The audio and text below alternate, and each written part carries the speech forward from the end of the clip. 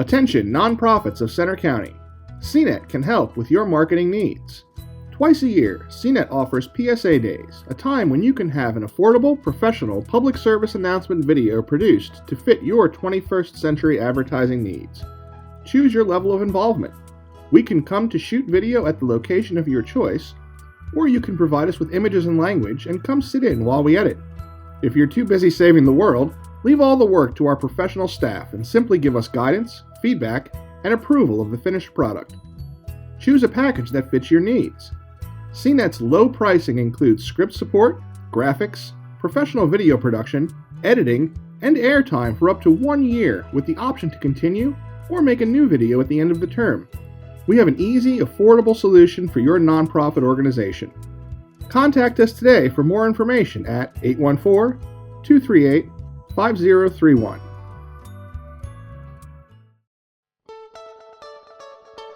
Did you know that CNET has over 30 years of program archives available to the public? For a requested donation of $20, you can receive a DVD or digital copy of any program in our library going back to 1988. The CNET archives include high school graduations and award nights, school district concerts and sporting events, Skull Library Write and Illustrate Your Own Book Awards, Memorial Day in Boalsburg and the Central Pennsylvania Festival of the Arts, military history lectures, Civil War roundtables, and many more. And don't forget about the meetings. We have an expansive archive of local government as well as Bellefonte and State College area school board meetings. CNET has been covering the Center County community for over 3 decades, and we have the tape to prove it. Visit cnet1.org to browse our archives, and you can call or email us to order your own DVD or digital copy today. Nothing good on TV? You're just not watching the right channels. You're watching CNET, Center County's Government and Educational Access Network. I'll call to order the Thursday, May 1st College Township regular council meeting. Before we get into the agenda, I'm going to ask everyone who can stand, please stand and join me in a Pledge of Allegiance. I pledge allegiance to the flag of the United States of America and to the republic for which it stands, one nation, under God, indivisible, with liberty and justice for all. Okay. First item on tonight's agenda is public open discussion. This is an opportunity for anyone in the room. Do we have anybody online? No, we do not have anyone online. Anybody in the room or online who would like to address council on something that's not already on tonight's agenda? Okay, do we have anybody in the room? Oh, Sue. Other than the person standing at the lectern? No. Okay. Oh, Sue. All right. Good evening. Sue Smith, Lamont Village Association. I just wanted to make sure that you understood that we have withdrawn our request about changing the signs. We're going to do some more research with PennDOT, and we thought we would have heard from the Pennsylvania Historic Review Commission by now. But in the meantime, take a look at the black and white signs that are at the intersection of Pike and Elmwood, and those are black and white, and they're very, very visible. PennDOT put them up after the green signs came up. And also go to the borough and look at those brown things that are historic district and see if you can see them from any distance. I tried taking pictures of them, and I had to, I'm not good with my cell phone making pictures, but I tried to zoom in, and they are not readable, a lot of them. So think about those two things, and we'll come back to you when we have some more information, but we were only talking about the historic district. And I did send you that letter that we're withdrawing, but I didn't see it in the list, so that's why I came up. Okay, I'm sorry. Yeah, but we did receive that. Okay, good. I have it in my pocket. Okay, thanks very much. Just to be clear, the brown ones that you're referring to in the borough are ones that meet the PennDOT spec. Right. For better or worse. Yeah. Okay. But make a point of taking a look. I know Sparks and Prospect, that whole area. That's the neighborhood they're in? Yeah. Okay. Thank you. Anybody else? Anything that's not on tonight's agenda? And you say we don't have anybody online? Okay. No. All right, then we will move into new agenda items. This is an opportunity for anybody here at the table to request something be added to tonight's agenda? That's good. I'm going to go with that. We can actually entertain a public request for something to be added to the agenda, should anybody in the room request an item to be added to the agenda. Well, that's good too. I like that. That takes us then to our special presentation, which tonight we have one, which is another year has gone by because it's time for our CNET annual update. I'm Bill Kaplan, and I'm going to start it. And Cindy's the director. She'll give most of the presentation. I'm just going to give the highlights. So Oh, if that's fine. I can. Maybe she will. Here. I'll click through. Oh. Okay. And for the record, Cindy Hall There we is go. the CNET director. Thank you. Yes. So yeah, I've been serving for a little over a year. Yeah, a little over a year as College Township's representative to CNET. I'll just go over the highlights here from last year. So over 500 programs, 527 programs were produced by CNET in last year, 24. Membership increased with the addition of CATA last year, 17 members, and closed captioning incentive began early last year in February, and there's closed captioning for $17 per hour, very reasonable, and there's 14 of the 17 members that are currently using the closed captions, College Township being one of those 14. That's kind of the highlights I wanted to present, and I'll turn it over to Cindy to go through the rest of the slides here. Thank you. Okay, hello, good evening. You all are very fortunate. I had power restored about 3 o'clock and was able to shower before coming tonight. So consider yourselves lucky. College Township's programming last year, 23 council meetings, 21 planning commission meetings, and an additional 2, which were your joint meetings. So that is a total of 46 programs. There were 59 bulletin board messages. In addition, most of those are agendas for the meetings.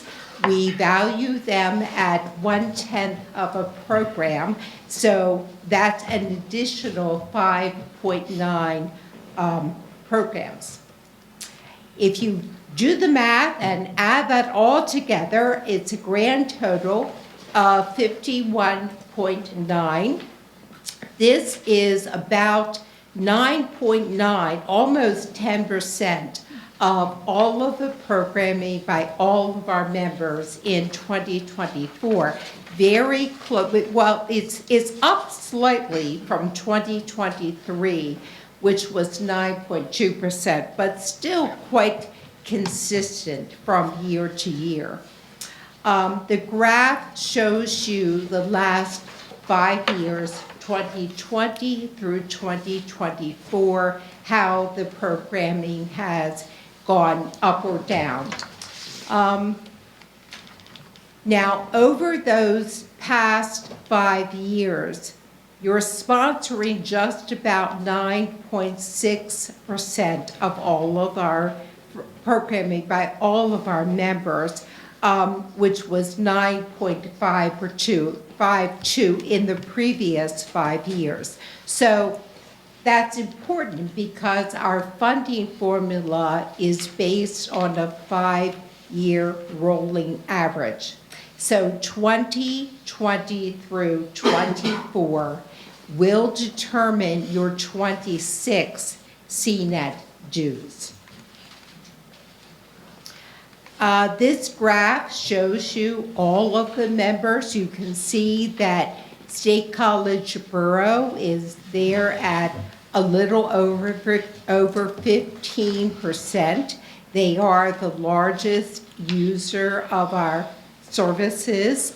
Center County Government is in second place, And right now, you and Ferguson Township are sort of duking it out for number 3 between the two of you. So that's where that stands. So to review, basically your meetings are live on Channel 7, streamed live on YouTube. Council meetings are rebroadcast Sundays at 6, Mondays at 1 a.m. for the insomniacs, and Tuesday at 1 p.m. Planning Commission meetings follow that same schedule, but on alternate weeks, and they are not televised live. We also, of course, have the meetings on cnet1.org that are chaptered with clickable agenda items. Right now, they're available for 12 months, but we have purchased additional storage so that we're going to work up to having 18 months of programs remain online. All of the online programming is indexed by agenda item and captioned. YouTube channel is very active. We stream on YouTube really almost all of the our member municipalities, school board, state college school board, the commissioners, the COG General Forum, and a lot of school district sporting events and graduation. Also, you can watch us on Roku, Apple TV, and Amazon Fire. We have created short video tutorials that teach you step by step how to watch us on those platforms. So this is your online programming data. Remember that we're never able to give you television viewing data from Comcast, but in the 14-month period between January of 24 to March of 25, the council meetings saw an average of 50.5 views on CNET1 and an additional 76.25 views on YouTube. So about 126 views combined. Planning Commission is not streamed on YouTube, but they are on cnet1.org, and they received an average of 58 views per meeting. The candidate interviews, I wanted to just especially cover, this is a municipal election year. We consider this a very important part of our mission. We issue invitations to all candidates on the ballot for federal, state, and county offices, as well as mayors, boards, and councils of CNET member municipalities and school districts. We use local journalists to conduct the interviews. Ann Danahy with WPSU and Jeff Rushton with statecollege.com volunteer their time for us. And of course, we televise them on the cable channels, and they're available on cnet1.org. I did want to mention, because people are curious, the franchise with Chantel, which I believe is probably about 2 years from signing.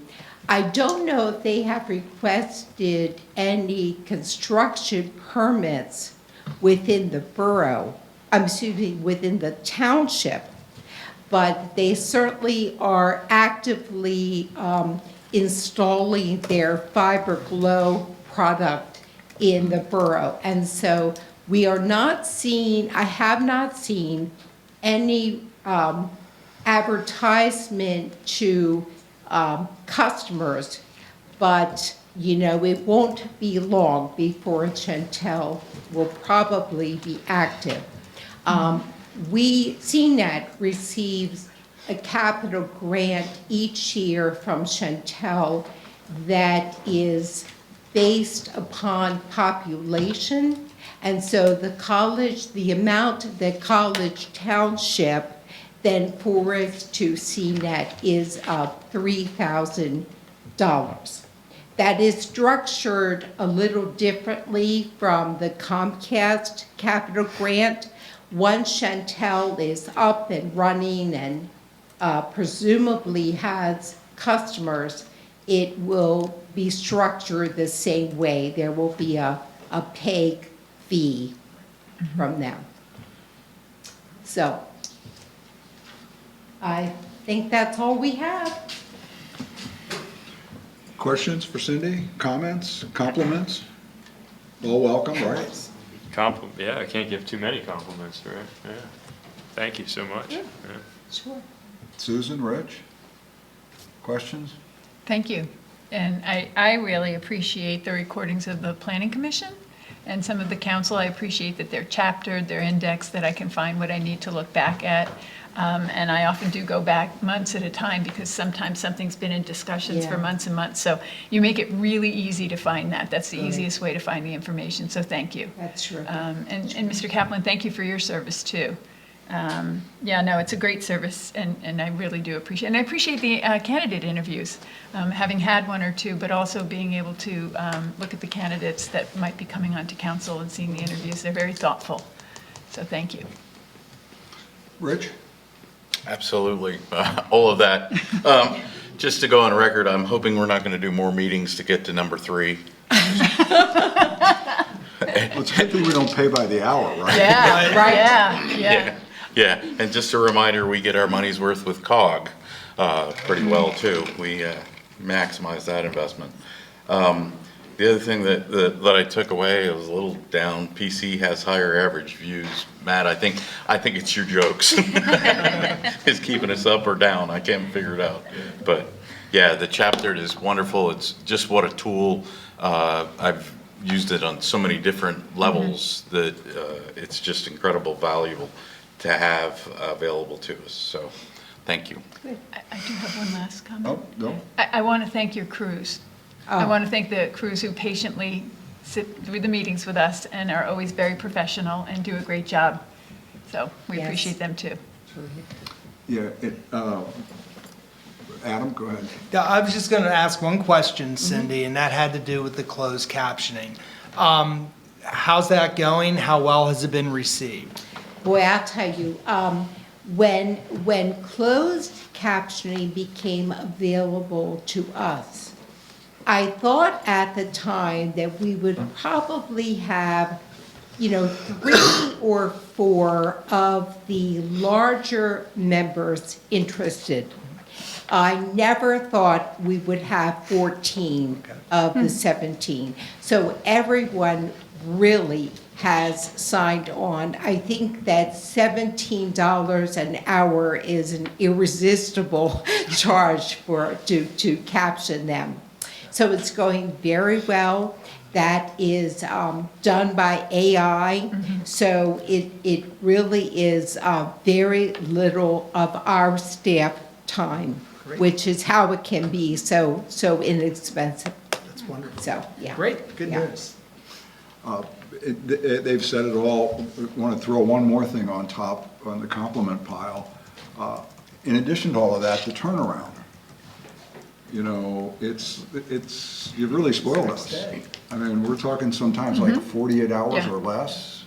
Access, chaptered meetings, it's pretty impressive. Yeah. We have a small but mighty crew. of people that, and so that is a true team effort. So thank you. I will tell them that, that you said that. Yes. So one last thing, how do you determine who covers College Township? Short straws. Short straw? It's always Nick. It's always Nick. Yes, no, not at all, no. So I think it depends on the chair. There it is. Yeah. All right. All right. Anything else, staff? Thanks again, Cindy. It's always a pleasure to have you here every year. Thank you. Thank you for everything. Thank you very much. Bye-bye. Thank you. Okay, Cindy, well done. Yep. Sure. Here, Julie. Oh, thanks. Thank you very much. All right, that was our only special presentation. We have one plan tonight, P1, Walmart Building Expansion Preliminary Final Land Development Plan. Now, this is a potential action item. Do we have any introduction by staff, or are we going right to our Walmart representative? I do have a brief introduction. Okay, and then we'll get to you. All right, this is the, let me just get that PowerPoint there the right way.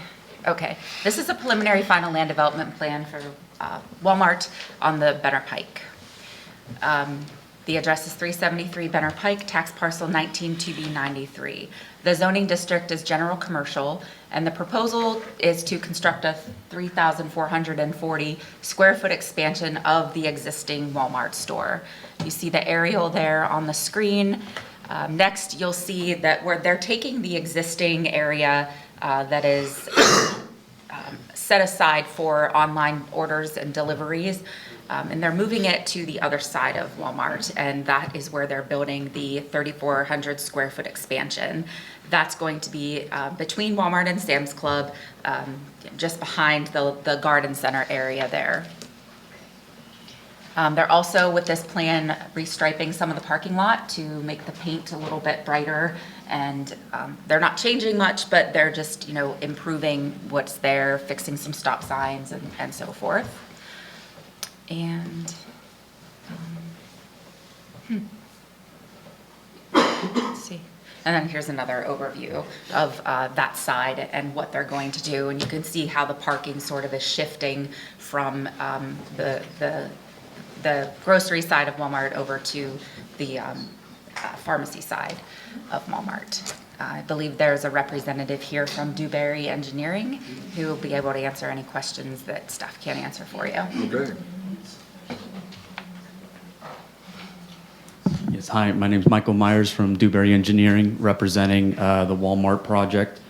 I think the only one thing I would want to add to that great synopsis was that the original parking spaces that are currently being used for the online order pickup will be restriped to be regular parking, so no one's confused and going to that side.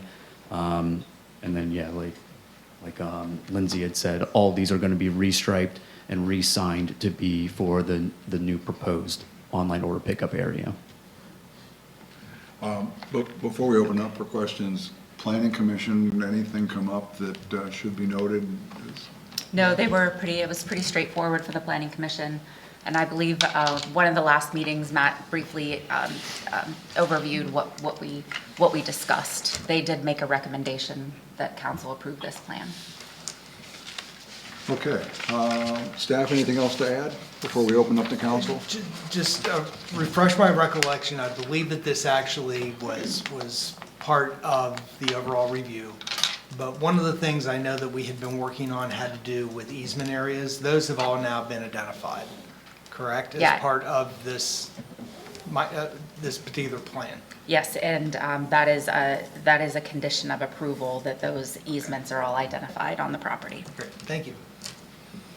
All right, Dustin, anything, questions for? Yeah, and maybe it didn't jump out at me at the plan when I looked at it. So is the parking going to stay the same amount of parking equivalent, or will that expand? There'll be a larger number of online order pickup areas. Okay. Yeah, that's what I mean. So, yeah. thank you. So existing, I believe there might be only something like 14 or something like that, but now there'll be, I think it's 45. Oh, okay. There'll be a significant increase. Thank you. Yeah. That's it. Wow. Susan? No questions. Rich? Nope, very straightforward. Yeah, appreciate the time. Just one quick question. Did you say 45 spaces? Correct. From 14? Mhm. That's right here now. And it seems like from a flow standpoint, that might be more, I don't know if you're involved in those, like, that might be a more efficient way to get goods out to folks? Yes. So right now, I don't know if you could go back to more of the overview. I mean, but there'll be less ped crossing in front of the store where Exactly. it's really busy. You're avoiding the congested areas. Yes. So not only for ease of access, so I mean, it's a lot easier to access that side of the store than it is the opposite side, but it also increases the safety of the employees that are utilizing it. So yes, they're not getting in the way of customers, and they're not potentially having to cross the frontage road that is going to have cars along it. That's what I was getting at, because they are competing with automobiles in the front with pushing the carts, and the area they're serving is still a through traffic lane in the parking lot. So this does seem to make sense. I don't know if it was intentional or not, but it's good planning. All right, if there are no further questions or comments from staff, there is a proposed motion in our packet tonight. The chair would certainly entertain that motion at this point. Mr. Chair, I move to approve the Walmart number 2230 building expansion preliminary final land development plan dated January 22nd, 2025, and last revised March 24th, 2025, subject to the following conditions. Number one, within 90 days from the date of approval by council, all conditions must be satisfied. Final signatures must be obtained, and the plan must be recorded with the Center County Recorder of Deeds office. Failure to meet the 90-day recordation time will render the plan null and void. 2, pay all outstanding review fees. Number 3, address to the satisfaction of the township engineer any outstanding plan review comments. Number 4, fully comply with College Township Code Section 180-12. Number 5, post surety as approved by the township engineer prior to recording. Number 6, work with College Township Water Authority to identify easement extents and elimination of trip hazards under Walmart jurisdiction. Number 7, work with College Township zoning officer to ensure signage is in compliance with township code. And number 8, all conditions must be accepted in writing within 7 days from the date of the conditional approval letter from the township engineer. Okay, I have a motion. Do I have a second? Second. Second. All right, as required, since we're potential action here, do we have anybody online? We do have one person now, no hands up. Let's go to the room first. Would anybody like to address council on the potential action here that's before us, which is the approval of the Walmart Land Development Plan preliminary final? All right, can you tell if we have any hands raised online? No hands raised. Okay. Then with that, the chair will call the question. All in favor of the motion, please signify by saying aye. Aye. Anyone opposed? Motion carries. Thank you. And one last question, anticipated construction completion project? I'm not sure of that at the moment, sorry. But thank you very much. All right, thank you. That was our only plan tonight. That takes us to reports. First item under reports, A is the manager's update. There's a written update in our packet. It contains 3 or 4 updates from last month. Does the manager have anything to add? The only thing I'd like to add is relative to the solar power purchasing agreement, just an expansion on a note that's here in your packet this evening. Mike and I have had the opportunity to speak about in more length relative to an interim contract with the power provider to span the time until the solar power facility is actually up online and we engage in that contract. And so those conversations have been initiated and they will continue. In fact, I think that we may actually do a little bit better in this interim period in terms of pricing than what we have just most recently had working with Constellation. So we will see how that all plays out. But that was the only update, but if there are any questions, I'll be happy to try to answer. Okay, Dustin, anything? No questions. Susan? No questions. Rich? None. No, I guess, The only thing I would add is I would like to give a shout out to our Public Works Director and the road crew in terms of their response over earlier this week, and the significant storms. While I think that College Township was generally spared, certainly the worst of the storm, our folks are great. They're able to respond. And I'll note, again, not to throw any stones, simply because it was a major event throughout the entire county.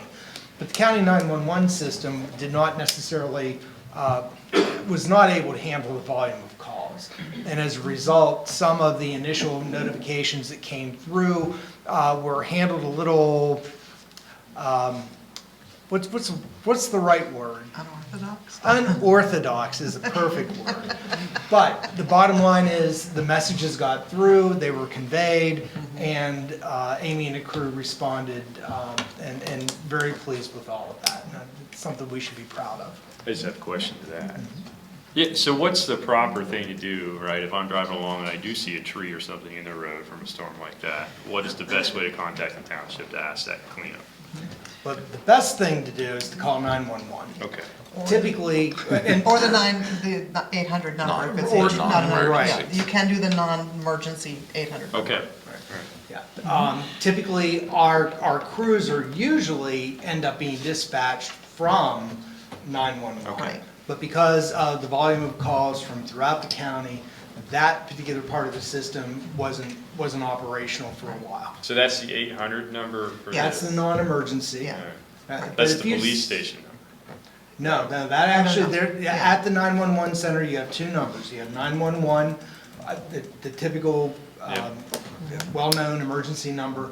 There's also a non-emergency number that is available. So, for example, we had trees come down on the bike path, okay, that were reported during or immediately after the storm.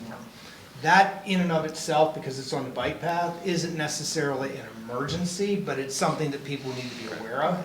That would be a perfect example of when to utilize that non-emergency number for that type of a thing. On the other hand, you have a tree across the travel lane or down wires or some other kind of situation, that's a 911 call. Okay. Thank you. Susan, Rich? No question. I was gonna bring this up under other matters, but since you did, I'll just cite an example. I mean, I was leaving my house an hour after the storm ended, and there was a tree down, big tree across my street. I went out and did a wellness check across town. I was back in an hour, the tree was gone. I mean, it was off to the side of the road. It was pretty impressive. And you did pique our curiosity. I prefer the term maybe creative. How did the information get to us? I mean, you can't just leave us there with that. Well, no, I know. I typically don't end up with phone calls or text messages from the State College Borough Police Department. Normally, unless the chief has something urgent to convey to me. But I was kibitzing with one of the sergeants that was on duty and on patrol. So we got it done. It all worked. Appreciate that. Emergency Operations Center. That's it, yeah. All right, that would conclude the manager's update, take us to COG Regional County and Liaison reports. By my record, we had 3 COG regional committees meet. I think they were at least scheduled to meet. Did Parks and Rec Governance meet? We did. Very efficient 1-hour meeting. We reviewed the first draft of a memorandum of understanding between the Center Region Parks Authority, Center Region Parks Agency, COG, and all the municipalities of the COG to guide the relationship between the authority and all the stakeholders. Gave a bunch of feedback. It's coming back to us at our May meeting, and then we'll push it out to the authority and the municipal managers for review. Questions for Rich? Dustin, did land use committee? not meet, no. Did not meet? Okay. Exec did meet the day before Rich's meet, and I will say that we did have a pretty lean COG General Forum agenda, and I will take credit for that, but I will not take credit for the amount of discussion that went on at the COG General Forum meeting. About the truck? So, that was it. I think that's it. Did I miss any COG committees? So that would take us to county and liaison reports. What do we have? Do we have anybody here besides Planning Commission? Janet? Park and Rec? Yeah, we can do that now. You can be liaison, you can be other committees, you can be whatever you want. I'll stick with Park and Rec. Okay. At our last meeting, we set our meeting stops for the upcoming annual Parks Tour. We're going to be in the Slab Cabin Overlook area, coming down from Cottonwood as one stop, and then also near Goldfinch for the second stop. By the way, this is on June 9th at 6 o'clock, starting from the parking lot here. The third stop is going to be Fieldstone. And by the way, thank you, council, for your support on that project. And as of recently, thanks to Amy and the crew, the pathway in is done and seeded. So That's as a far good as I sign. know, that park is done and complete. And it's So being the grass used. grows. It's being used. Yes, it is. Yeah. I was by yesterday to check for branches down, and the swings were being used. Took a photo, and I already shared it with Amy. And then our final item that we discussed was park naming, and that's a later agenda item for you, and I'll reserve comments until then. Yeah, but you already did use the name. Maybe. Yeah. Teaser. All right, thank you, Janet. All right, I don't think we have any other county or liaison reports, so if not, am I missing any? I don't have a report, I just have a small announcement, a brief Okay. announcement.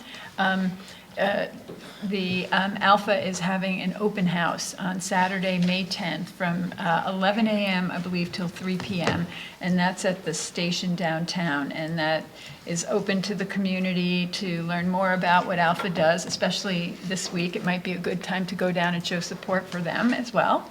And they'll be having bucket rides and different kinds of rides on the apparatus, so feel free to join up down at the open house.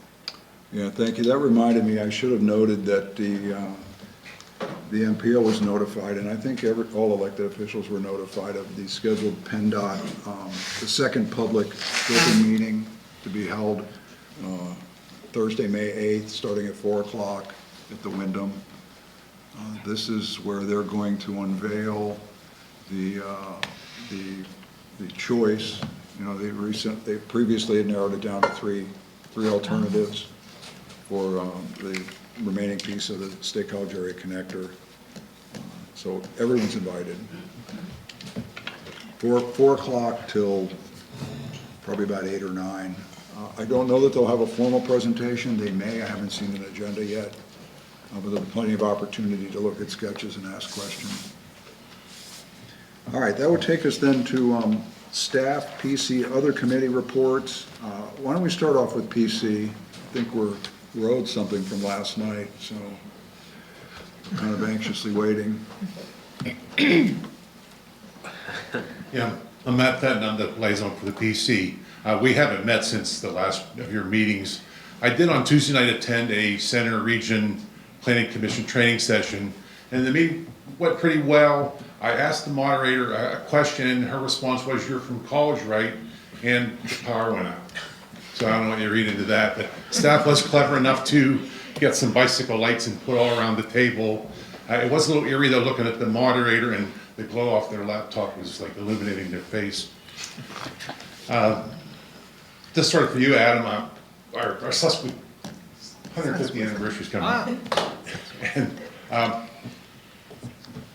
if a vacation is going anywhere south of Harrisburg for the weekend, you might be from College Township.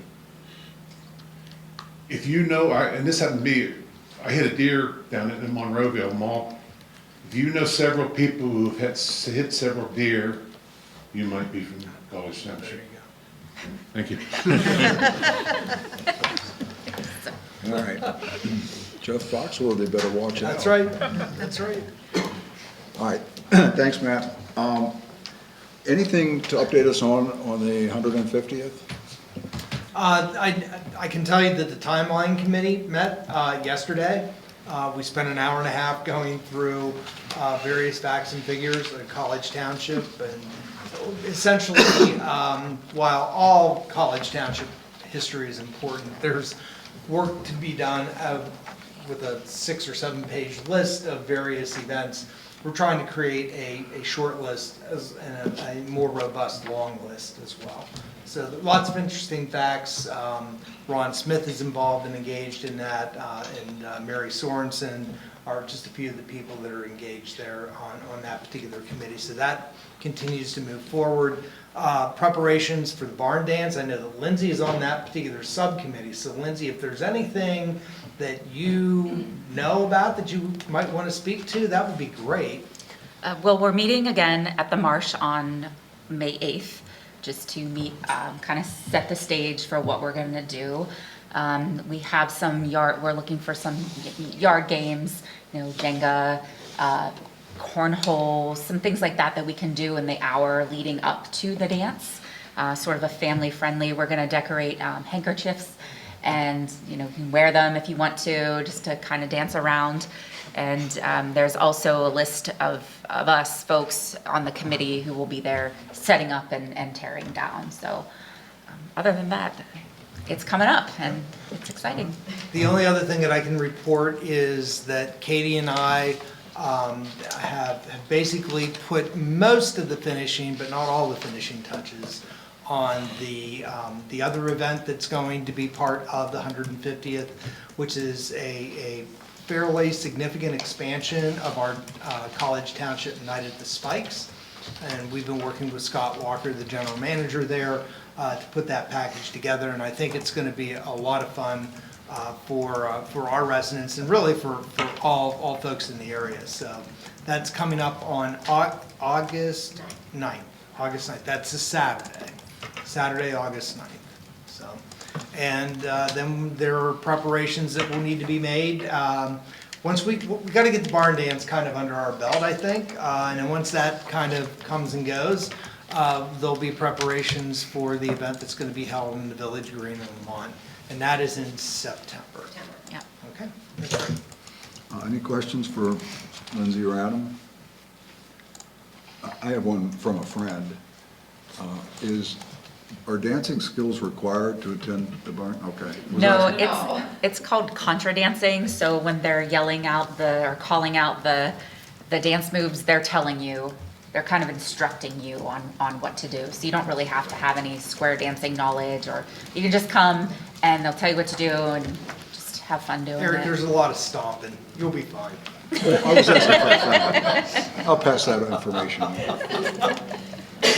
All right. That takes us then to, if that's everything, that takes us to item D, our diversity, equity, inclusion, and belonging report. Mike, do we have a report? Yeah, beginning of the month is usually our lengthy report, so a handful of things here to touch base on. I always like to highlight our Heritage and Diversity Months. For May, Asian American South Pacific Islander Heritage Month, Jewish American Heritage Month, Haitian Heritage Month, Indian Heritage Month, Mental Health Awareness Month, Speech and Hearing Awareness Month, and Military Appreciation Month. In terms of holidays and days of recognition coming up, May 5th is Cinco de Mayo. May 9th is Military Spouse Appreciation Day. May 17th is the International Day Against Homophobia, Transphobia, and Biphobia. And last but certainly not least, May 26th is Memorial Day. Excellent. This agenda item is also an opportunity for anyone here, public, in attendance or online to address council on any diversity, equity, inclusion, and belonging issues they may have, including questions, comments. Anyone in the audience here tonight? Anyone online like to participate in this agenda item? Have anything for council? Okay, then if not, that will conclude reports. That will take us to the consent agenda. Tonight's consent agenda consists of the usual three parts. The first one, CA1, is one set of minutes from the April 17th, 2025 College Township Council regular meeting. The second section of the consent agenda of CA2, correspondence, includes three items. CA2A is an email from Dan Materna dated April 14th, 2025 regarding casino impact study. CA2B is an email from Andrew Schaefer dated April 17th, 2025 regarding casino impact study. And CA2C, an email with article from Dan Materna dated April 24th, 2024 regarding the casino. The third section of the consent agenda includes 4 action items. CA3A, Resolution R-25-09, recognizing May 12th through May 16th, 2025 as Mount Nittany Health Week. CA3B, pavement markings bid. CA3C, a request for a fee waiver for an outdoor refuse service. And lastly, CA3D, Resolution R-25-11, PennDOT agreement for regional bike and pedestrian path project. Would anyone like to have any of these items pulled before we consider action to accept the consent agenda as presented? I'll pull CA3A. CA3A, the resolution recognizing Mount Nittany Health Week. Any other items? Okay, then the chair will entertain a motion to accept the consent agenda less CA3A. Do I have a motion? So moved. Okay. Second. Any discussion needed here? All right, all in favor of the motion, please signify by saying aye. Aye. Anyone opposed? Okay, let's go to CA3A, Resolution R-25-09, recognizing May 12th through May 16th, 2025 as Mount Nittany Health Week. So I'll read the resolution into the record. What we wanted to do here was we wanted to read it, and then we'll have a short, brief presentation, if you'll... After we approve it. After we approve it. I'll read it into the record. This is Resolution R-25-09, a resolution of the Township of College, Center County, Pennsylvania, celebrating Mount Nittany Health Week 2025, thanking the board, the leadership, and the team of Mount Nittany Health for their enduring legacy of service to the community. Whereas the week of May 11th through the 17th, 2025 is recognized as National Hospital Week, a time to celebrate the vital contributions of hospitals, health systems, and healthcare workers to all our communities. Whereas Mount Nittany Health, with its 2,500 employees, including more than 220 providers, has provided more than 120 years of service and outstanding healthcare to our region. And whereas the Mount Nittany Health Team is a trusted partner in bringing compassionate, expert care in serving the healthcare needs of our families, our neighbors, and our friends. Whereas Mount Nittany Health welcomes all patients, visitors, staff, providers, students, and volunteers without exception, embracing the values of teamwork and respect. And be it resolved, the Council of College Township does hereby proclaim May 11th through the 17th, 2025 as Mount Nittany Health Week, and commends the board, the leadership, and the entire Mount Nittany Health team for its record of service to the region.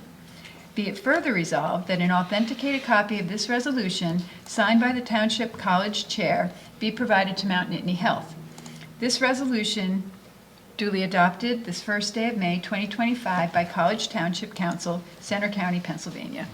Okay, I understand we have a representative from Mount. If you would join us here at the podium, our Vice Chair. Mr. Chair, I'll move to approve CA3A. Oh, there's that part too.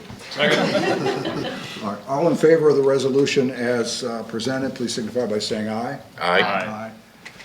Anyone opposed? Resolution adopted. If you could just identify yourself. Sure, thank you very much. And my name is Kirk Kissinger, and I'm the Chief Strategy Officer and System Development Officer at Mount Nittany Health. I'm delighted to be back here again. to receive this proclamation on behalf of the employees at Mount Nittany Health. I want to first say how much we as a system value the partnership with College Township. And we share the same commitment, which is commitment to the health and well-being, not just of the residents at College Township, but also across the entire center region. As the proclamation stated, Mount Nittany Health Week is really our version of celebrating National Hospital Week. There are more than 7 million caretakers, that's nurses, doctors, those individuals who support direct patient care who are employed by hospitals nationwide. There are 6,000 hospitals across the country, but less than half of them are community hospitals, independently owned and governed, like Mount Nittany Medical Center and Mount Nittany Health. And so we really do appreciate all the support in the community. And I know earlier it was stated, and I see from the banners, this is the 150th anniversary celebration of the incorporation of College Township. So we've been serving the community for about 30 years, less than that, 120 years. And I think probably similar to College Township, part of our success is that we've had to grow and adapt to the ever-changing needs of the community throughout the years. And I think that's also manifested in the new patient tower that's being constructed right up here on the hill that you can see every day when you come to this facility. And so we want to thank you for your support and in this acknowledgement, and look forward to serving the community for another 120 years. Thanks. Thank you. Susan Trainer, our vice chair, would like to present you personally with the, and we're going to, it's a photo op, so come on up. Yeah. Thank you. Well, with pleasure. Thank you. Thank you so much. I appreciate it. Yeah.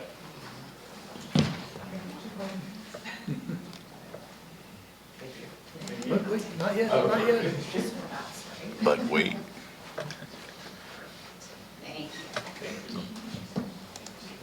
Thank you. I think the proclamation speaks for itself. I don't know if there's anything else we could add of value beyond that. But I will say that I've been around for half of those 120 years, including getting my broken arm set in Bellefonte in 1970. So yeah, you have come a long way.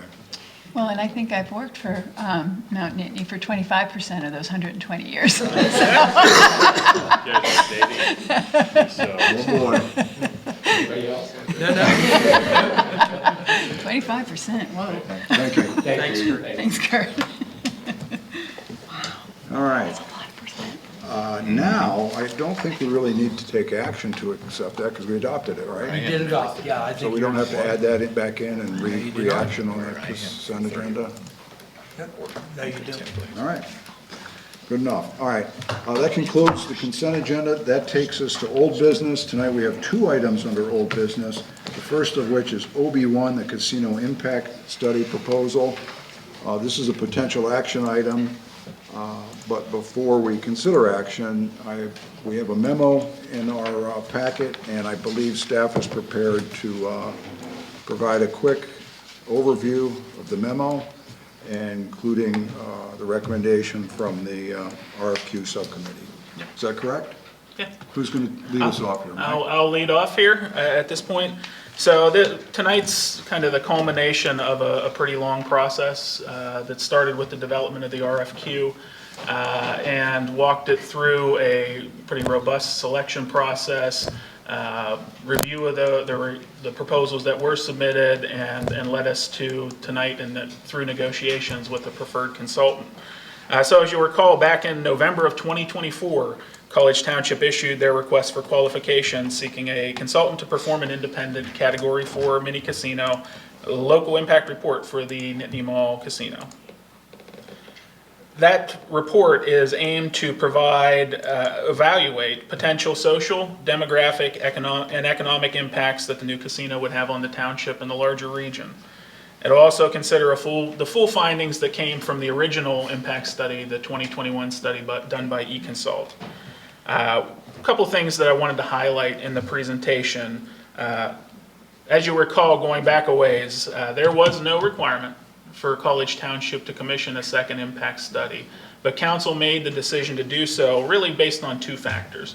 One, the township's desire to get more information as the host community pertaining to the possible negative and positive impacts of being that host community. And the other was to better inform the public of what the pending casino meant.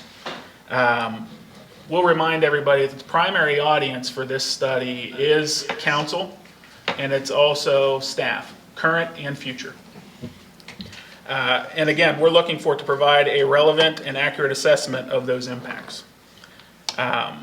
One of the things we're also asking of this consultant is to provide us some clear and actionable recommendations that the township could consider as they're going through the development of potential future policies, programs, and projects. And those would ultimately serve to mitigate any negative impacts and maximize any potential benefits. Going back to our meeting on April 3rd, Council authorized staff to enter into negotiations with the RFQ Evaluation Committee's preferred consultant, that was Convergence Strategy Group. Tonight, in your packet is included the proposal that is the culmination of those negotiations. It includes an updated scope of work and cost proposal, the task broken down into really 5 separate and distinct tasks. Task 1, economic and demographic analysis. Task 2, an independent gaming market assessment. The subtask under that is economic impacts. Task 3 is social impact analysis. Task 4 was the social demographic impact analysis. And the last task was recommendations and a presentation. All total, the consultants are programmed to do 265 hours of work at a number just under $89,000.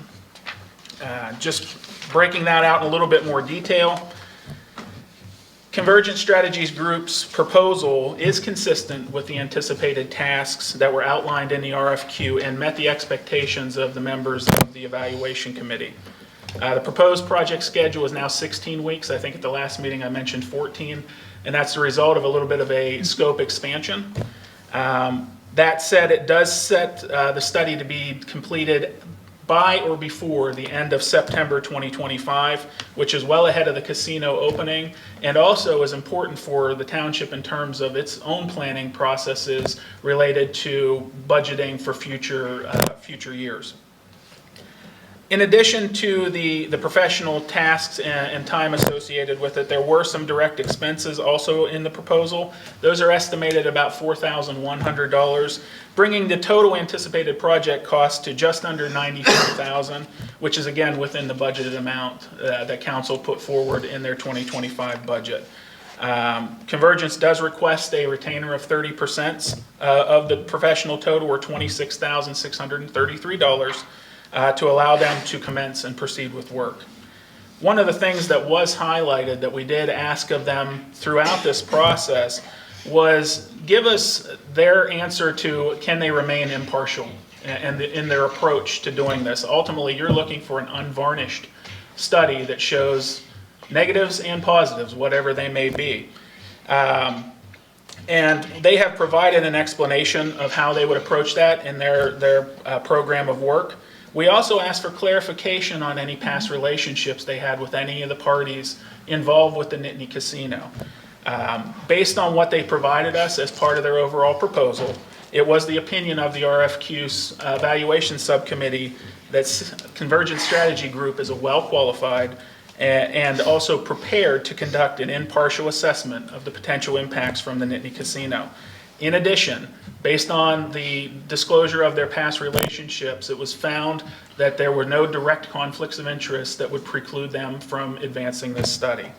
As such, the RFQ Evaluation Subcommittee provided a unanimous recommendation to Council to approve the proposal from Convergence Strategy Group to complete the local impact study.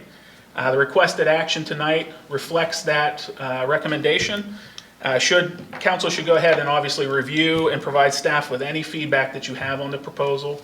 And barring any substantive concerns or substantive revisions, staff would then ultimately recommend that council approve and authorize the manager to execute the proposal service agreement with Convergence Strategy Group to conduct the local impact study. Okay. Adam, anything to add beyond that? And just as a member of the review selection committee, I just wanted to take a really quick step back. When we first contemplated the undertaking of an additional impact study. Members of council, maybe not all of you, but most of you will recall that we actually were thinking about doing this in-house. And over the months that intervened, it became readily apparent that this was clearly beyond staff's capacity to do this type of a study justice. And so one of the things that is most important to me as a result of any study is essentially the data. The data is the data. And I think that while I know that we have a provision as part of the RFQ for the consultant to provide some recommendations, some actionable recommendations, and objectives for council, while that's important, and I think that can be utilized well, to me, the crux of the work that I find to be most important really is in that baseline data that can be produced. And as a result of going through the process and having conversations with various providers and reviewing the final proposals that we did receive in response to the RFQ, I'm absolutely satisfied that this particular firm is able to deliver on that basis. And for me, delivering on that base data is of utmost importance. That sets our benchmarks going forward, and I think it's something that we can use independent of any other inputs from consultants or other experts that we can use on our own to make our evaluations and to adjust, as Mike had captured there, our policies, our programs, our procedures. Yeah. The 3 Ps. So that's my 2 cents. Okay. Since this is a potential action item, in order to open the floor for public comment, we'll need a motion to take action. However, before I entertain a motion, does anyone on council have any questions specific to what you just heard from staff? Dustin, any questions on the memo or anything you've heard from Adam? No, so no, far? I just appreciate all the information given, not being on the committee itself or selection committee, and really do see that the work was done and trust you guys' recommendation. Rich, anything on what you've heard from Adam and Mike? No, I feel informed through the process as we move forward. We put a lot of effort into the RFQ to try and get the outcomes we're looking for. So when we got that and the committee reviewed it, I trust their judgment on that and looking for the next step. Okay. Now, Susan and I have obviously been more involved, and do you have any specific questions on what we've heard? Not any questions so far. Okay. I do want to thank you for bringing up the baseline data. That was really critical objective early on. It's kind of got lost as we modified other elements of the approach. But it is absolutely critical to have that going forward for ever is sitting in this seat, in any of our seats. So, all right, if there aren't any questions, then at this point the chair will entertain a motion to approve and authorize the manager to execute the proposed service agreement with Convergence Strategy to complete the Category 4 mini casino local impact report. Do I have a motion? So moved. So moved. Do I have a second? Second. I have a second. All right, so we have a motion as required before we consider taking action. It's now an opportunity for anybody online or in the room to address council on the action under consideration. I'm going to go to the room first. If there's anybody online who would like to address council before we take a vote, just raise your digital hand and we'll get to you. And if you can't figure out where that is, just give us a holler when we're done hearing from the room. Okay? All right, in the room? Anybody to address council before we take action? No? All right, anybody online? No? If you want to raise your digital hand, you can't figure it out, just unmute yourself and give us a holler. Seeing none. Okay. Anybody have any comments they would like to add before I call for the vote? I don't necessarily have any. I mean, Mike covered everything. As a member of the committee, I do have comments, and I do want to, I wanted to talk about the importance of the social impact piece of the study. We had specifically asked to look at something that most municipalities don't ask for once a casino is determined to be coming to the community. And this is important because there are social impacts, and we recognize that. And in order to understand that better, we do need the baseline data, and we do need to get to something that many communities may not have asked for in the past. And we've talked about this before, and certainly as a healthcare provider, I want to have an understanding of the facts at hand when I'm making a diagnosis and looking at something that may be problematic. And I see this study as an opportunity to do something that is not typically done.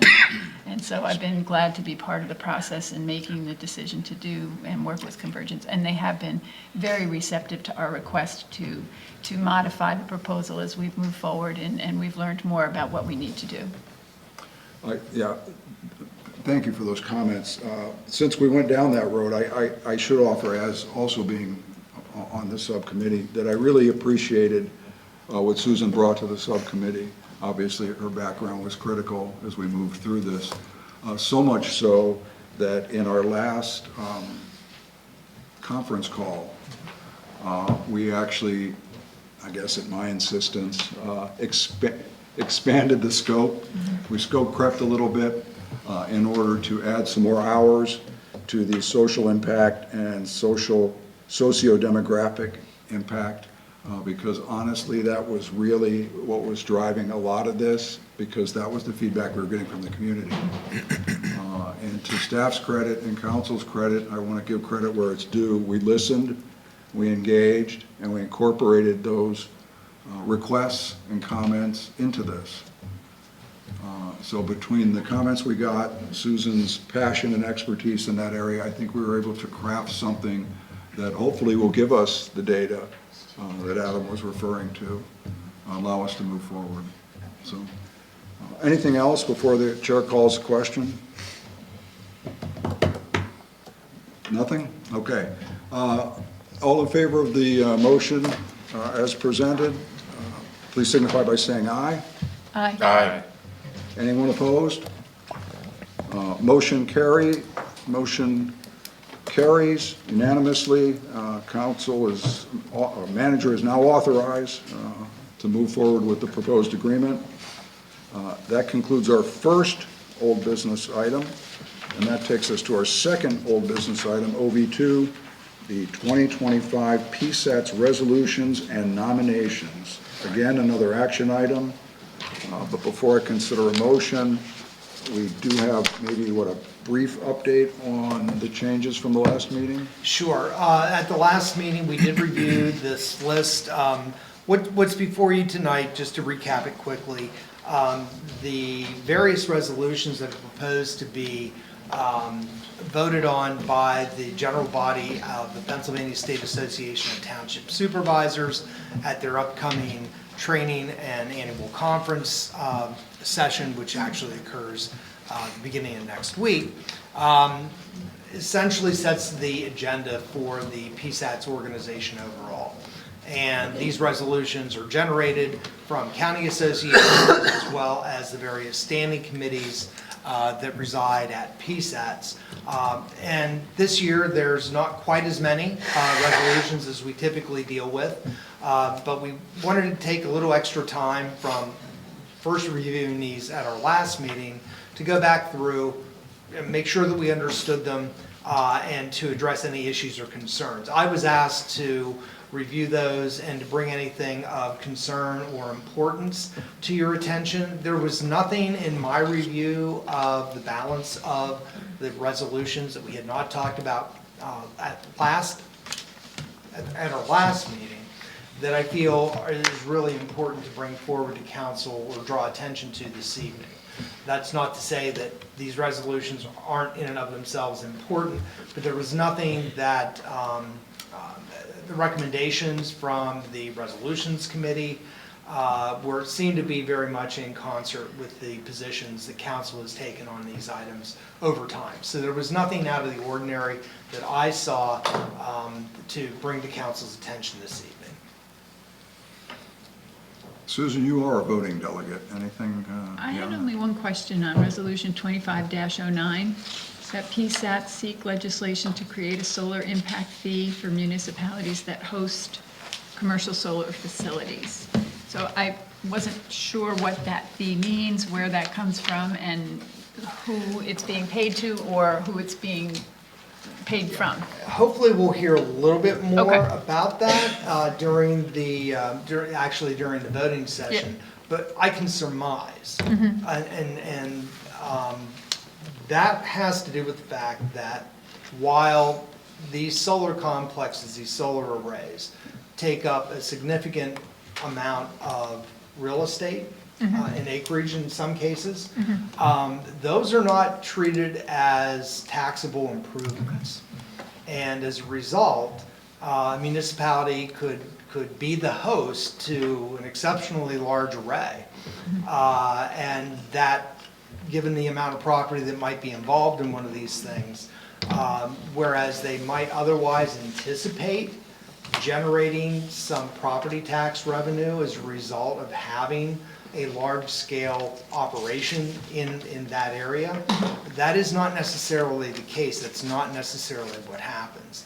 And so I'm surmising here that the fee that is being identified is intended to, in some way, shape, or form, help to offset some of that lost opportunity cost for the municipality because of potentially lost revenue. And that would probably be paid by the developer of the solar. I would assume, but that would seem to make sense. And that, I just wanted to get since I didn't understand that, I just wanted to get feedback from council, since I'll be voting for council. Yeah. But it sounds like, Yeah, I had the same assumption. Yeah. okay. Okay. Yeah. Well, as far as feedback and whether. I mean, we're supporting that, so. Yeah. Yep. Okay. Agreed. Do we want to get into it again? I don't think we- Make it super confusing. No. No, for me, I think it's similar to some of the coal mines and different abandoned structures, then the municipalities inherit that and everything. It's a means to prevent an issue proactively. Thank you. It's just impact fee is always a scary word. It is, and it's how it's used too, but we've also seen many situations where it really was the only answer because there was nobody to go back against or get and deal with the issue, the underlying issue and everything like that. Well, I can say as an MPO rep that the $5 impact fee that was instituted on car registrations has actually been turned around and used to leverage millions of dollars in bridge repairs that we would not, Mike's familiar with this. So there's the impact fee on that end of the spectrum that, although very unpopular at first, you can't argue with I don't think you can argue with the results. You're not paying attention if you do. Yeah, good point. All right, then we'll need a motion here. If anyone. Could I confirm, from our last meeting, we had a robust discussion on the one item. Are we affirmed that we're against the indicated, and that would be 2513? Well, I certainly think so. Yeah, well, I think we need to. This is the resolution that came out of the Secretary Manager Committee, and it reads, that the PSAT seek legislation to amend the Consolidated County Assessment Law to require every county to conduct a reassessment every 10 or 20 years.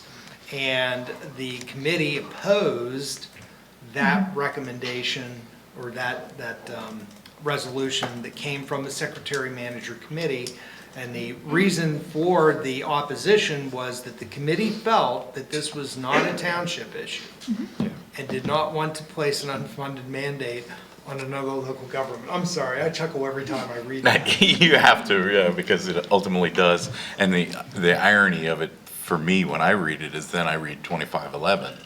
And so the answer is, well, let's just take the cap up to 30 mils rather than put actual, real values on it. We'll just keep jacking up the mills and everything. So, I mean, I have an issue with it.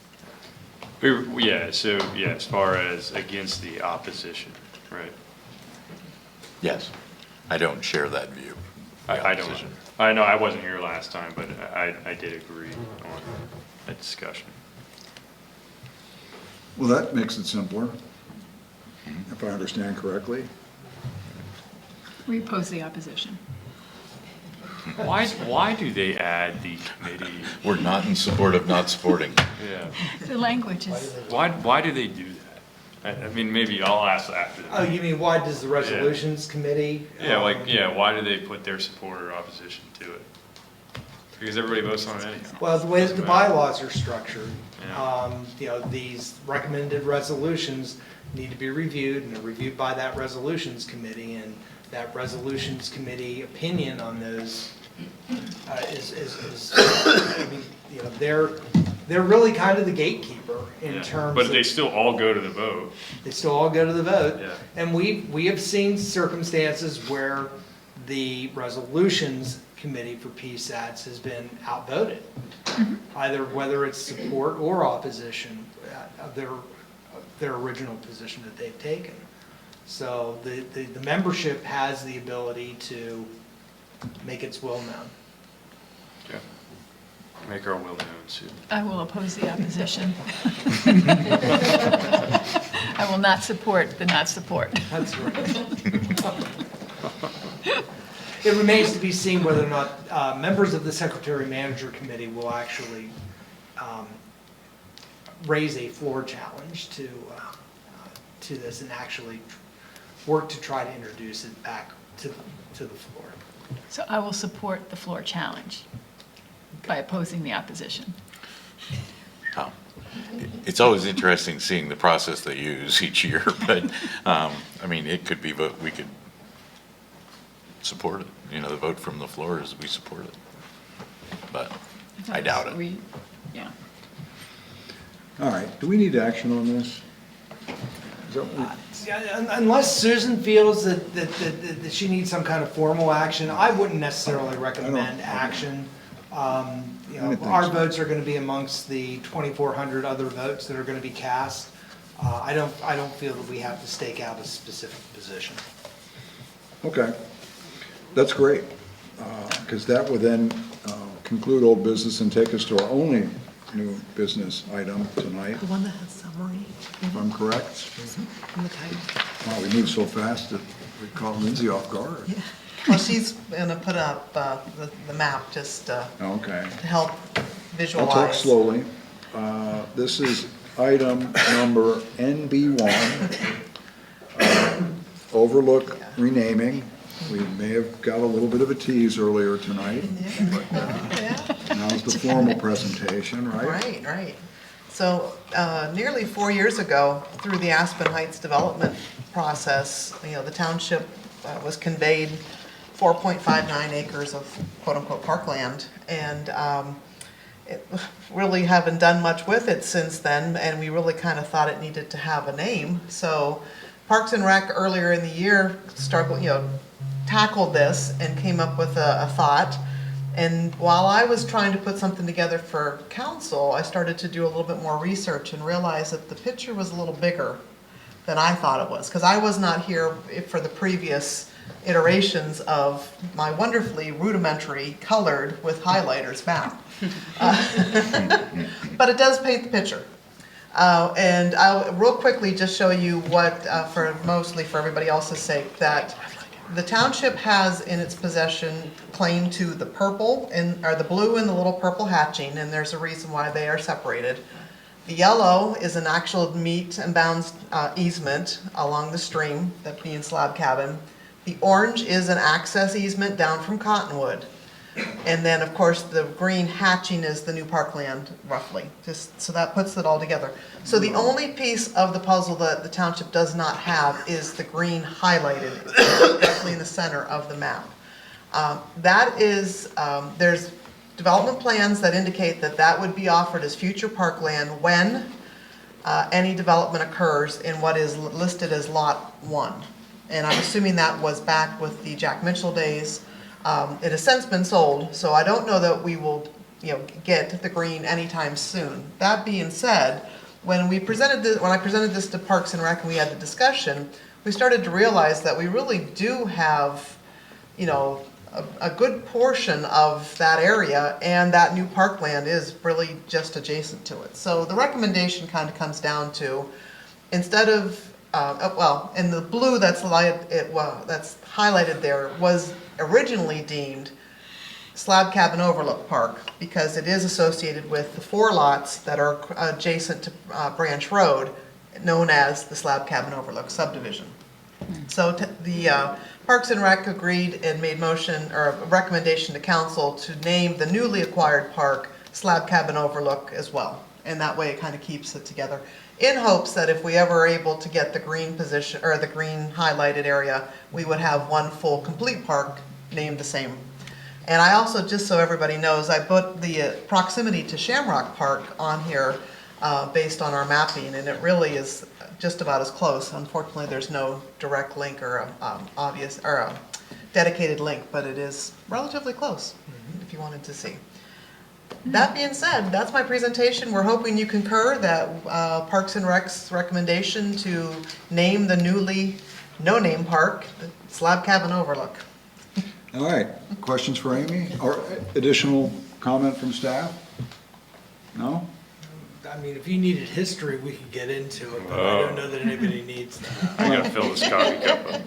While the council is formulating their thoughts, I will touch on the history and tell you that you can be quite happy that you were not here 4 years ago when we went through the discussion and debate over the dedication of that parkland as part of the... I was here for that. I wasn't here for the rest of it. I did not understand how the whole thing put together with the yellow and the blue. That escaped me. I was only pointing out that during those meetings at 8:20, we'd just be getting started. Oh, I know. I remember that. The only solace was that a lot of us were on Zoom at home with our PJs on. All right. What do we got? Anything? Susan? Dustin? I have one question. The orange easement, this really doesn't, just for gratification, is that open the whole way down through? Okay, so if I wanted to park to access that new parkland, that's the best place to park probably? I mean, you could always park at Slab Cabin and walk up, but. Correct, Yeah. yes, to that side of the stream Yeah. as well. Obviously, there's no physical jumping, other than jumping across the stream. Well, but You could jump. But there isn't really a parking area. No, I mean, It'd be an on-street issue. Yeah, it's at the end of temporary Cottonwood. cul-de-sac You're is right. there, There is no and- parking area because it's out at the other end. Right, Yeah, at the end on of the top Cottonwood, Slab Cabin. there is the temporary cul-de-sac. Okay. So- Yeah, so the parking to access this would be to walk up the bike path from Slab Cabin. Most, yeah. Yep. Okay, if there aren't any further questions, the chair will entertain a motion that signifies that we concur with the recommendation of Park and Rec to name the new park Slab Cabin Overlook. So moved. I have a motion, do I have a second? Second. Any discussion? Any comment? Janet?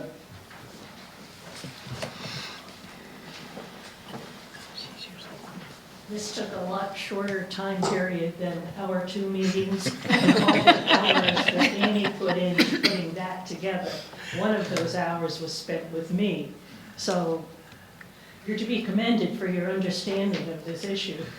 It's then- not often that we're the short piece of the puzzle. I didn't say that. And continue my earlier discussion.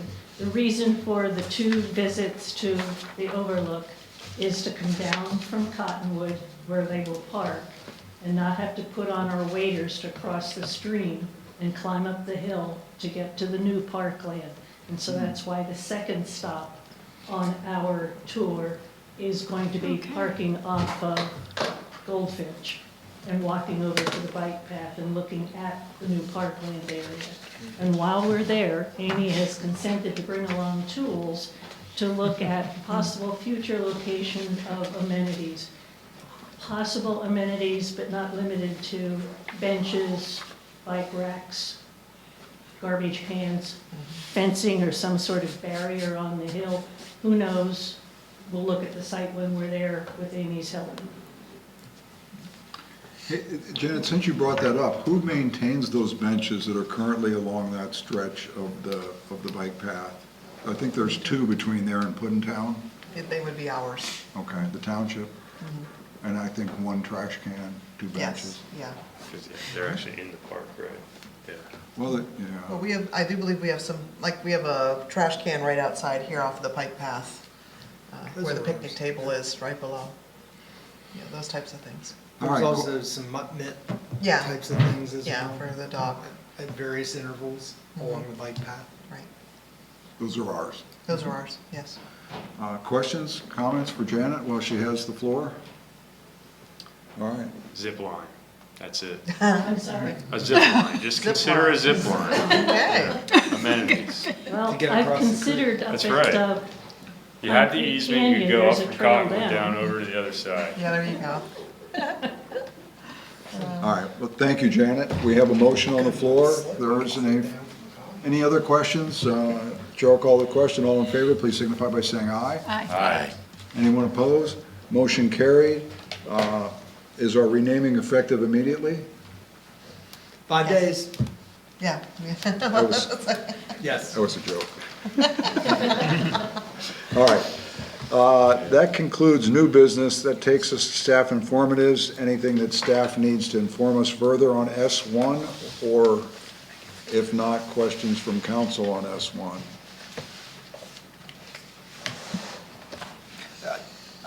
We have, staff has no additional. Anything from council here? All right, then we'll move on to other council staff and other matters. I have two. Adam?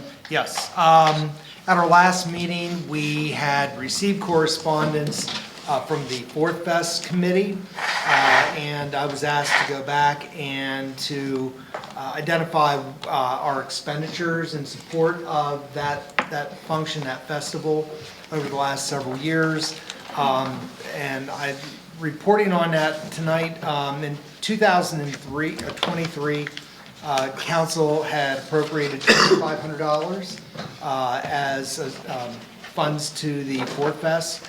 In 2024, that number was $3,000. The 2025 budget has a similar allocation of $3,000 in the budget. I was also asked to find out what the various levels of sponsorship are. And you can see here, they actually have done, I think, a very commendable job, good job this year of breaking down the sponsorships into various chunks. The primary sponsorship is for the actual fireworks display, which is what we have always typically have contributed to. And there's 5 different levels of sponsorship there. The very top, the star of the show package, is a $15,000 sponsorship level. There's the next one down is America the Beautiful at $10,000. The third one is your Grand Old Flag at $5,000. The Stars and Stripes Forever package is a $7,500 level, and I think I have those out of order, so that's my fault. And then the Anchors Away at $2,500.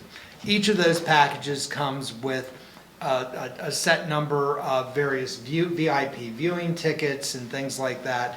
Typically, what the township has always done with those is we've made any viewing passes and any parking passes that we receive as a result of the sponsorship available to our employees first, and then members of council thereafter. And that has been relatively successful over the years. Some years are better than others because people watch the weather and those kinds of things.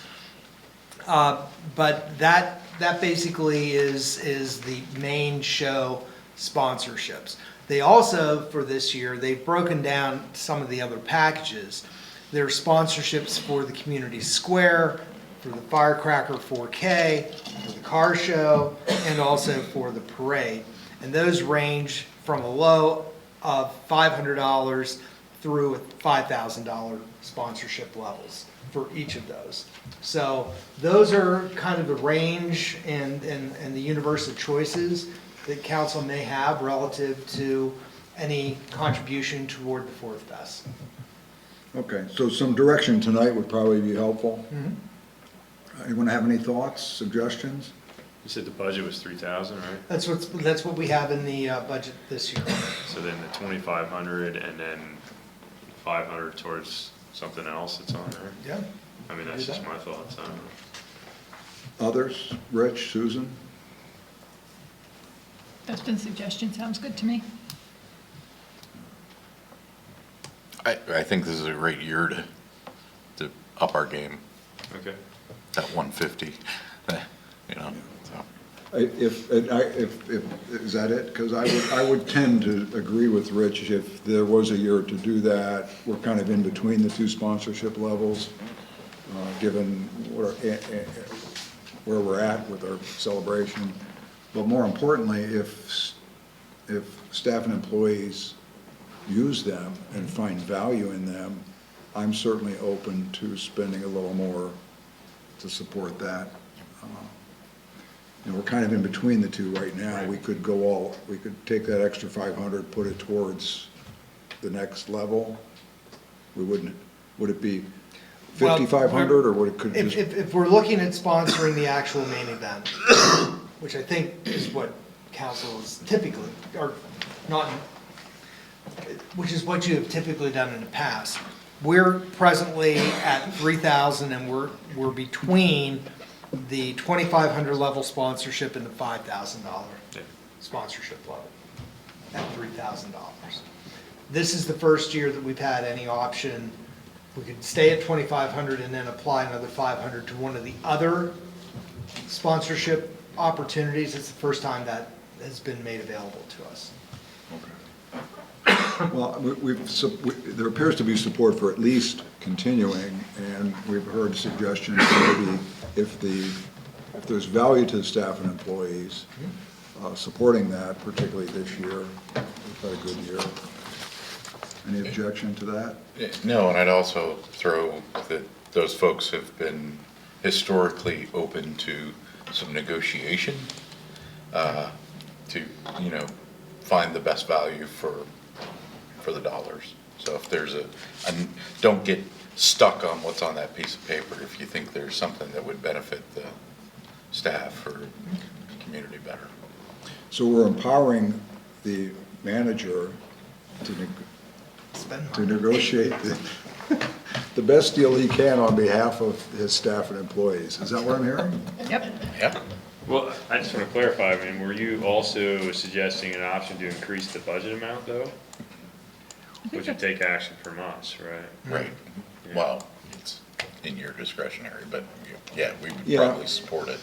Need to support it. I would definitely support up to the next level, you know, that Okay. 5,000, yeah, if that's what we want to gauge. If we can't find something attractive that suits our needs in between, it sounds like you've got the Is that support a not to exceed?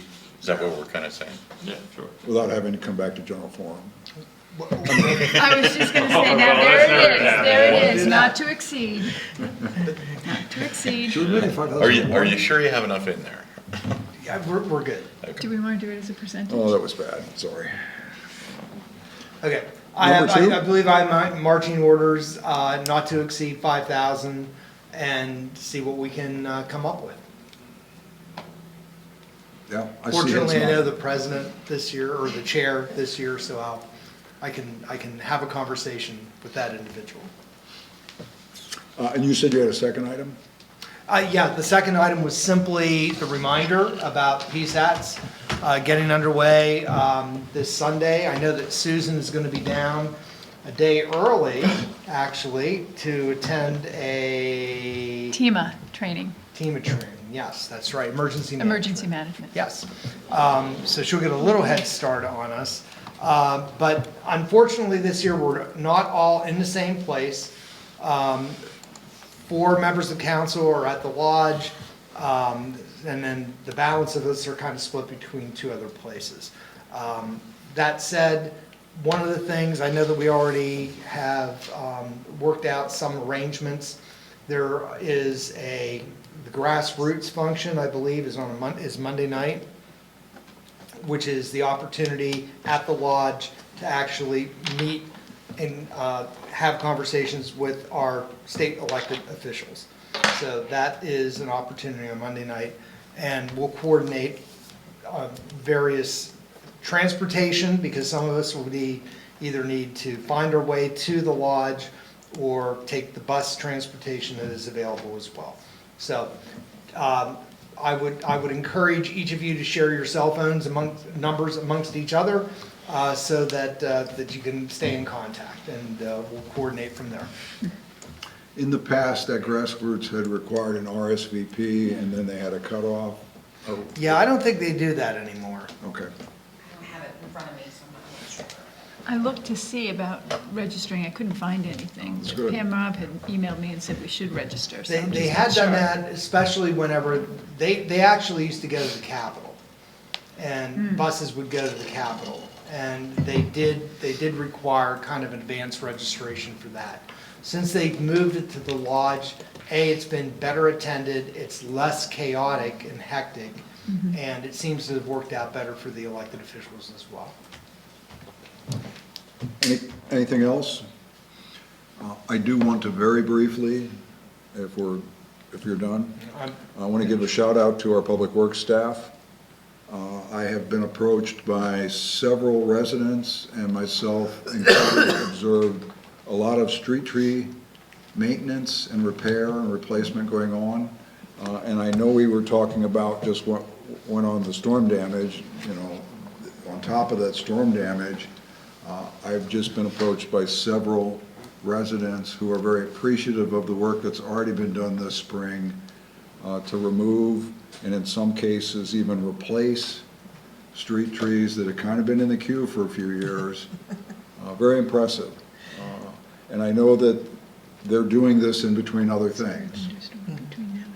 I know they've got plenty on their plate right now, but it's been very refreshing, and people have noticed that we've taken the time to get out there and address things that don't appear to be a high priority here within the township, but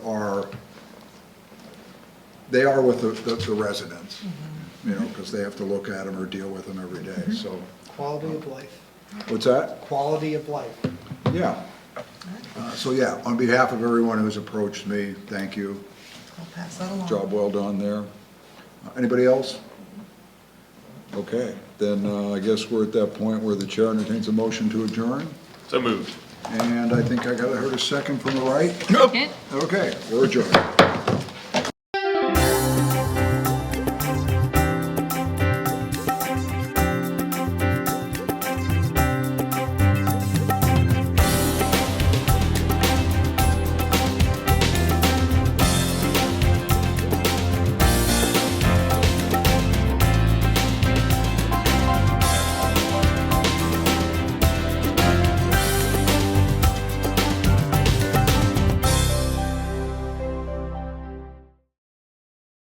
Are you looking to stay active and healthy in the comfort of your own home? CNET has a variety of exercise programs designed to help you stay fit and increase strength and flexibility. Strength training, moving freely, and zesty chair exercises all work on improving flexibility, ease of movement, and core body strength. Gentle Yoga is a specifically designed yoga program that is easy on the joints and easy for beginners. Chair yoga has been created for those with limited mobility. CNET's exercise programs air several times each week on Channel 98 CETV. For specific airing times, please visit cnet1.org and click on CNET Schedules, or call CNET at 814-238-5031. Nothing good on TV? You're just not watching the right channels.